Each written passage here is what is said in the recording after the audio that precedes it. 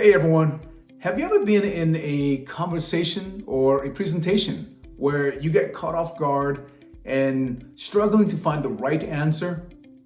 Well, in today's video, I'm going to share with you the 7 most powerful communication techniques that can help you to gather your thoughts and stay in control of the situation.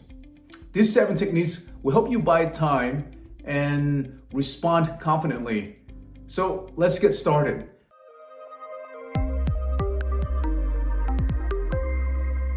Technique number 1, paraphrasing or repeating the question. By paraphrasing or repeating the question, it gives you a moment to think before answering while confirming the question's intent. Some of the phrases that you can use to help with this are 1.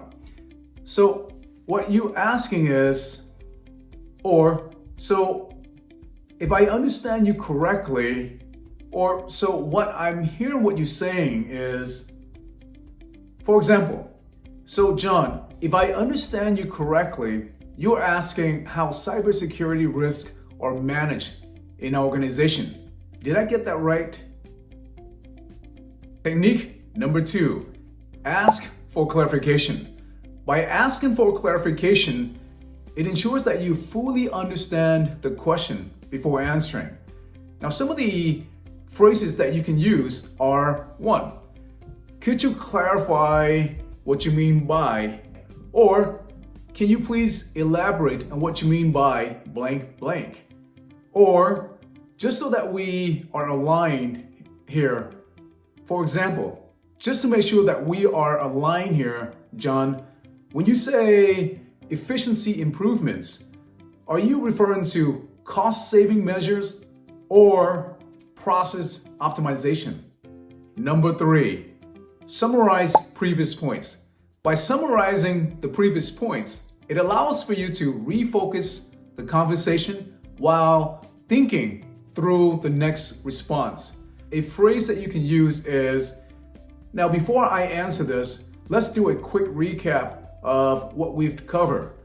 For example, hey John, before answering that question, let's recap quickly on what we've discussed earlier. Number 1, improve customer experience. 2, reduce costs. 3, increase security spending. Now, to your point about customer experience, technique number 4, ask for input from others. This technique shifts the spotlight away from you, and it allows for you to buy time to gather your thoughts while the discussion continues. Now, some of the phrases that you can use include, hey, I love to hear what others think before I share my perspective, or I think this is a great opportunity for us to hear other perspectives. For example, hey team, I think this is a great opportunity for us to hear other perspectives. What do the rest of you guys think about this strategy before I weigh in? Technique number 5, break your answer in 2 steps. By breaking your response in 2 steps, you buy time between each point, and it gives you an opportunity or a moment to think as you move to the next idea. Some of the phrases that you can use include, there are 3 key points to consider here, or I would like to approach this in 3 ways. For example, John, let me approach your question in 3 ways. First, we need to think about the technical limitations. Second, we should think about the budget constraints. And finally, the timeline will play a critical role in our decision making. So let me walk you through each step in more detail. Technique number 6, acknowledge the question and pause. Sometimes all it takes is simply acknowledging the question and take a brief pause before answering. Now, taking a brief pause before answering shows that you've been thoughtful about your response. And also, a natural silence indicates confidence, not hesitation. Some of the phrases that you can use include, hey, that's a great question. Or, hey, that's a great point, and pause. For example, that is a fantastic question about cloud security, John. I really want to address that thoroughly, so let me take a moment to gather my thoughts before responding. Also, hey, check out this video from Steve Jobs. He's done an amazing job here and taking a pause in front of the class before answering. A few more, and yeah. What's the most important thing that you personally learned at Apple that you're doing it next? Good question.